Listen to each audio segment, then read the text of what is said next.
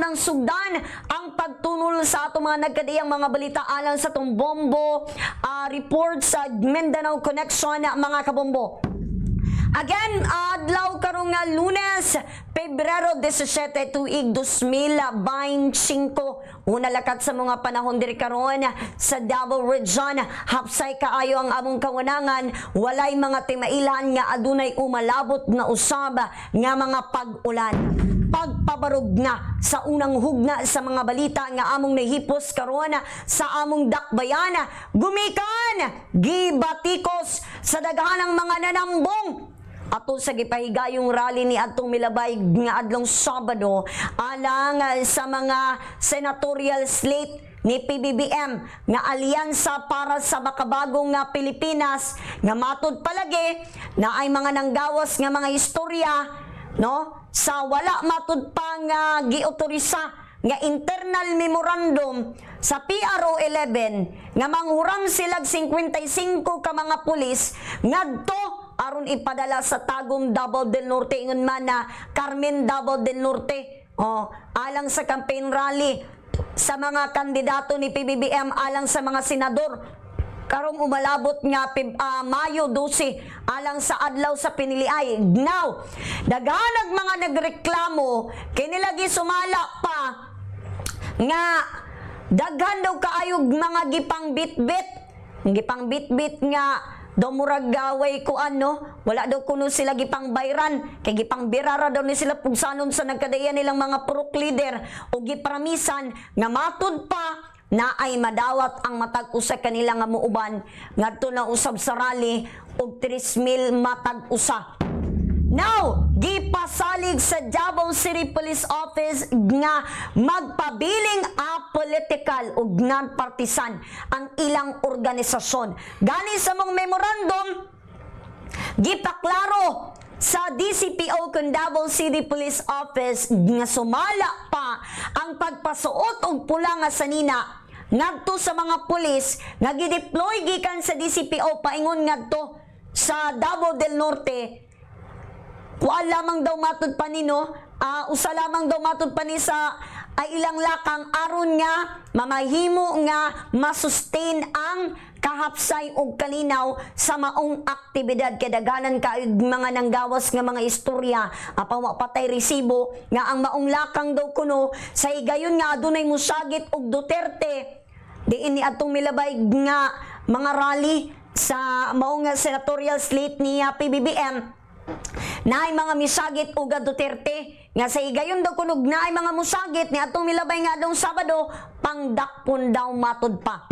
Now, gipasalig sa DCPO nga kuno sila non-partisan ug apolitical nga organisasyon. Kinalagi human nga may kailap sa social media ang usa kay gikaingong unauthorized nga internal memorandum nga naghisgot nga adunay 55 ka mga PNP personnel gikan sa DCPO nga gi-request sa PRO 11 aron maghatag og seguridad apan ngolagi na gipasuot magud ni sila pula nga mga sanina kuna touch of red kuno kay ngolagi gisaway usab gumikan kay dili daw dapat nga ipakita no og pugson ang ato mga kapulisan aron lamang ipalupok nga daghanag supporters si PBBM. Kay subay sa naisgutan nga memorandum gimaduan matud pa ang mga pulis nga magsuot og civilian attire nga dunay touch of red samtang nagabantay sa seguridad sa Carmen Municipal Grounds alang sa maong nga campaign rally ni adtong milabay nga adlong Sabado.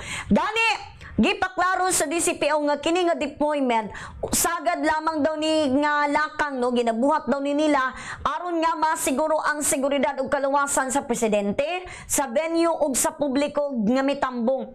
Kay gipasabot usab sa buhatan nga ilang misyon mao ang pagpanalipod sa tanan nga mga katawhan kay bisan pa man daw sa ilaha nga politikan nga baruganan nga mo lagi na wa gid daw sila ginadapigan bisan kinsa. Kay dugang pa sa DCPO nga nagpadayon kini sa ilang katungdanan nga magpabilin nga neutral ug profesional sa tanan nilang mga operasyon. Kagihangyo usab nini ang publiko nga dili mohatag og pasangil nga makapadasig sa mga walay basihanan na usab nga mga isyu. Samtang sa pikas Bahin.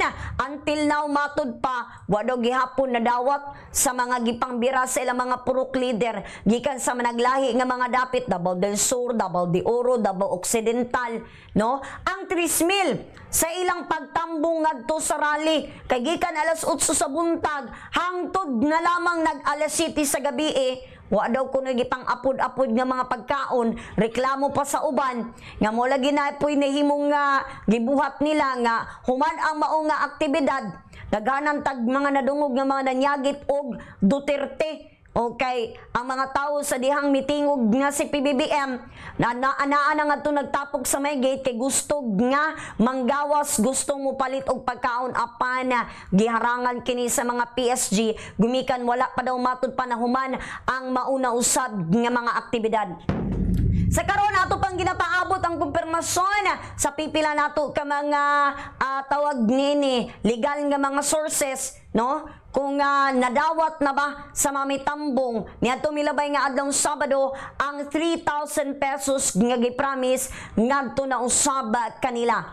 Samtang sa Pikes Bahin lakbitan lang nato kadali gumikan adunay usa ka vlogger nining among dakbayan ang gikatakdang pasakaan og kaso gumikan sa pagpangbastos niya ngadto kang Pastor Apollo Kibuloy. Kinilang human nga nangihi ni siya nga to sa pader nga adunay poster ni Kibuloy o ga nag-live pa gipangutana ang usa ka estudyante nga matud pa ngano daw urunsa daw kuno sikreto ni Kibuloy nganong ang iyang mga sister kay mga internasyonal.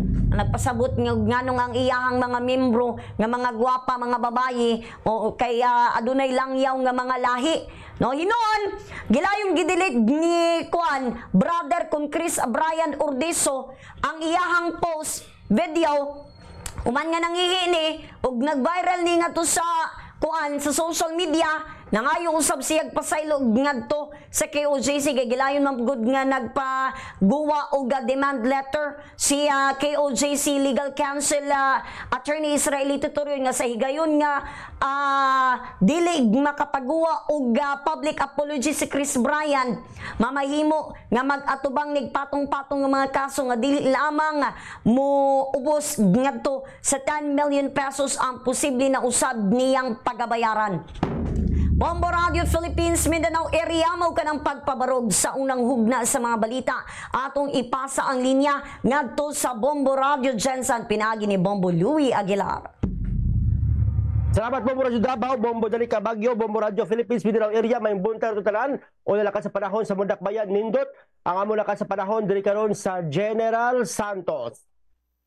Sa ikatulong hugna sa mga balita o ikaduhang hugna sa mga balita sa Bombo Reports Mindanao Connection kining usa ka madugoon mangilngig nga pangitabo kagahapon sa hapon din napita sa may National Highway Apupong human nga nagbangga ang usa ka van o usa ka pick-up nga may resulta sa pagkaangol sa 13 ka mga tawo o dunay upat ang patay. Bombo Radio Mindanao na kundiin dead on arrival ang upat ng mga sakay sa van human sa tabong bangga no niadtong pick up o van sa may barangay Apupong alas 2 pasado tagahapon sa hapon na mahayag ang Traffic Enforcement Unit sa pasyon ng investigasyon nila nga ang duha ka sakyanan ang naglawig sa 6 lanes sa opposite direction.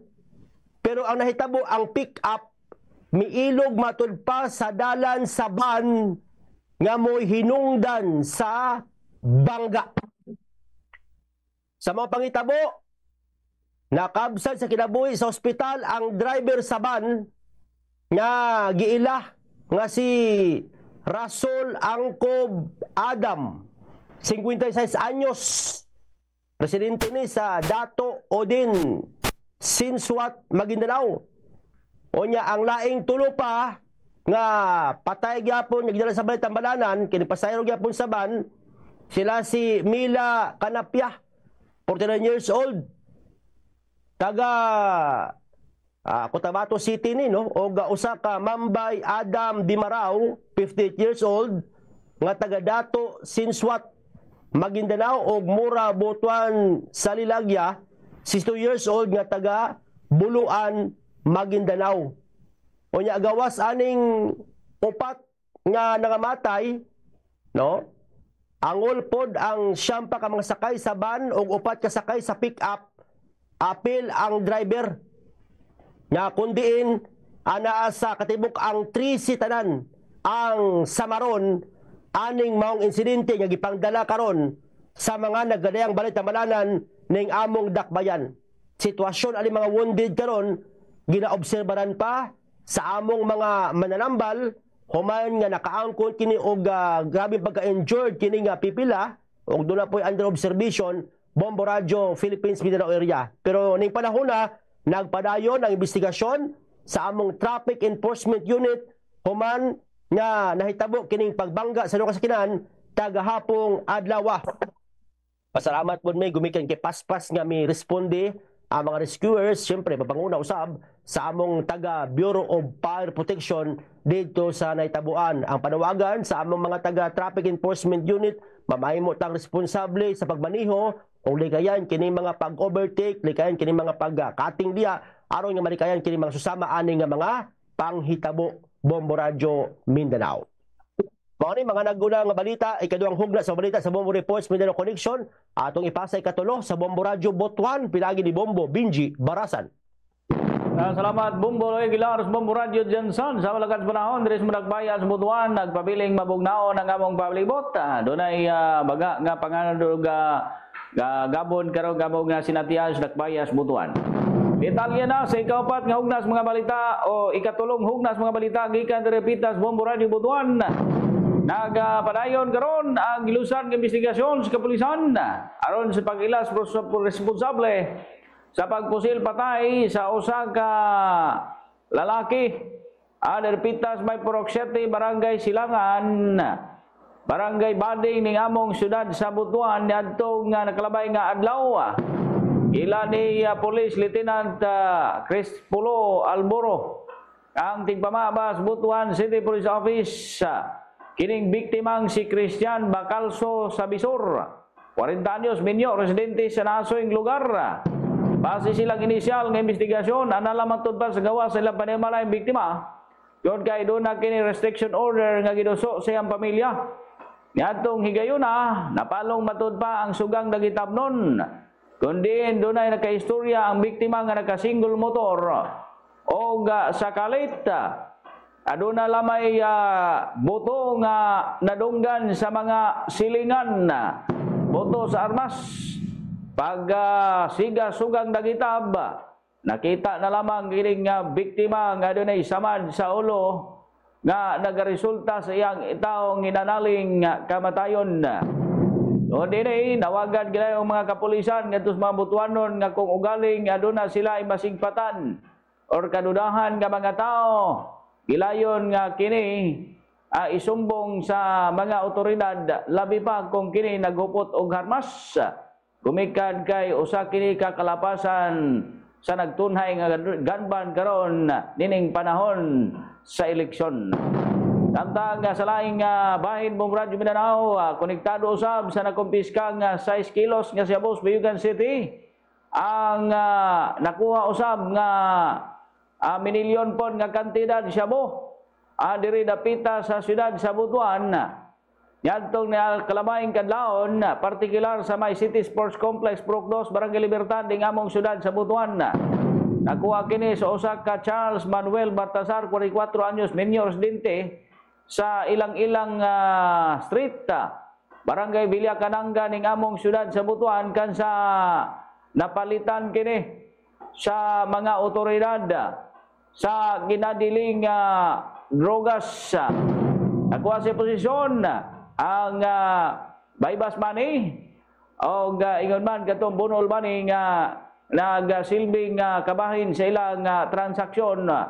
O karon gikaingon nga kining maong suspek na priso na kaniadto o 8 ka tuig sa susamang kaso apan mibalik paghapon sa pagpamaligya o ginadiling drogas. Ora Bombo Radio Mindanao ang ikapat nga hugnas mga balita o ikatulong hugnas mga balita gikan diri Pitas Bombo Radio Butuan. This time, atong ipalabyo itong signals, Bombo Radio Coronadal, pinag-isab ni Bombo Donald Pitogo. Bombo Jobot 1, Bombo Benji Barasan, mga kabombo may buntag na itong tanan. Lakas pa niyang pasnakbayan sa Coronadal karong buntag sa Lunes, 17 sa bulan sa Febrero 2025, hawa na mo ang kawanangan. O wala po yung mga pag-ulan nga may hatag sang malamig na panyempo sa among dakbayan sa malibing 12 oras sa mga area of responsibility. Papamarog na sa ikaupat nga hugna sa atong mga balita sa Bombo Reports Mindanao Connection. May kabat sa duha ka dump truck sa campaign materials nga wala o outside sa designated compost areas sa 27 ka barangay sa Coronadal ang nakumpiskar sa pamunuan sa Coronadal City Environment Natural Resources o Coronadal City ENRO sa pagsugod sa Oplan Baklas kadungan sa pagsugod pod sang campaign period nga sa pamanguna pod sa Commission on Election Coronadal ug South Cotabato. Ini ang gi-kompirmar ni Mr. Augustus Britanya, ang Coronadal City ENRO officer sa syudad sa paghihinabi sa Bombo Radio. Sumala pa kang Britanya, misugod ang ilang pamunuan sa papatuman sang Oplan Baklas. Kopod na pod ang Task Force Kayusan o Task Force Kalinisan sa amuang dakbayan. Kadungan pod sa pagsugod sang kampanya sang kampanya nasyonal o national campaign sa Pebrero 11, 2025.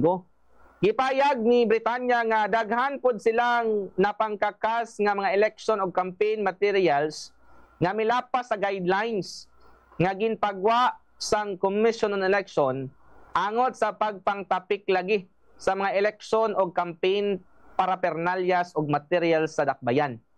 Na mikabat pod sa duha ka dump truck ang nakakas nila ng materyales sa ilang paglibot-libot sa nagapanguna nga kadalanan sa dakbayan. Ngayon payag pod sini nga naay nakuha og mga nakuha nga mga campaign or election materials ang ipaidalom sa inspeksyon kay ginatun-an lagi sa mga otoridad og pamunuan sang City ENRO kon kini recyclable kay naa lagi mga toxic materials ang uban nga mga campaign materials moto nga ginalantaw nila kung mahimong i-recycle or mahimo nga ilabay na ang maong mga parapernalyas or campaign parapernalyas. So sa karon nagpahimangno kini nga sa mga supporters sa politiko nga basta lagi makakas ang ilahang mga pagtapik ka campaign materials i-shred kini kung panggision. Pinagi sa shredder nga ginagamit sa Coronadal City ENRO og ibutang sa sanitary landfill. Og dito na po i-recycle sang ato ang mga katapo sang City ENRO. So sumala pa kang Britanya padayon ang ilang pagbalinton sa pila ka mga politiko, labi na ang mga politiko din niya sa amoa, lagi aware man sa guideline pero lagi katong mga nagapangtapik og mga supporters mao toy di pod aware sa mga campaign common poster areas. So na exemption to the rule, sumala pa kang Britanya nga di po nila kakason katong mga campaign materials nga naa sulod sang private property. Kay naa lagi katungod ang mga private individual sa ilahang private property nga kung naay consent og nagsugot manggod ang mga tag-iya sa maong establishmento nga pribado nga patapikan sang poster ang ilahang mga areas of concern og private property, pwede pod basta naay consent. Kay lagi kung walay consent pwede pod kakason og i-dispose sa mga nagapanag-iya sa private property.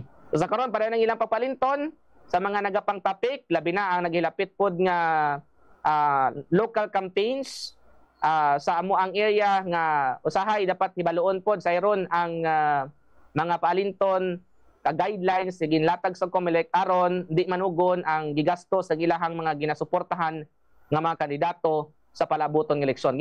Gipahayag pod niini mga kabombo nga walay bias ang ilahang pagpabaklas kay base lagi malamuran politika ang ilang pababaklas nga pag-oposisyon challenger mao'y kakason unya katong sa administrasyon kasamtangan di pagkakason kiti gipahayag nga ang ilahang ginahimo is tanan walay exemption if administrasyon or oposisyon basta nagalapas sa guidelines kakason sa ilahang task force baklas o ilahang task force kalinisan o task force kayusan. Mao ka nang ipos naton nga balita nagikan sa area of responsibility sa Bombo Radio Coronadal. Atong ibalik ang koneksyon sa Bombo Radio Davao, pinagi kang Bombo Dani Cabagyo. Mga kabombo, magkato naglangkob sa ito nga Bombo Reports Mindanao Connection. Adlaw karong Lunes, Pebrero 17, tuig 2025. Siyempre, nakauban ninyo ato ang mga sister stations sa paghatod o pagtunol sa mga nagkadayang mga balitang ilang nihipo sa nagkadayan nilang mga area of responsibility. Gikan sa Bombo Radio Jensan, Bombo Louie Aguilar, gikan usab ngadto sa Bombo Radio Butuan, pinaagi ni Bombo Benji Barasan. Of course, gikan sa Bombo Radio Coronadal, Bombo Donald Pitugo, and of course, diri mismo sa Bombo Radio Davao, yours truly, Bombo Dani Caballo. Kaming tanan nag-ingon, basta radio, Bombo! Mga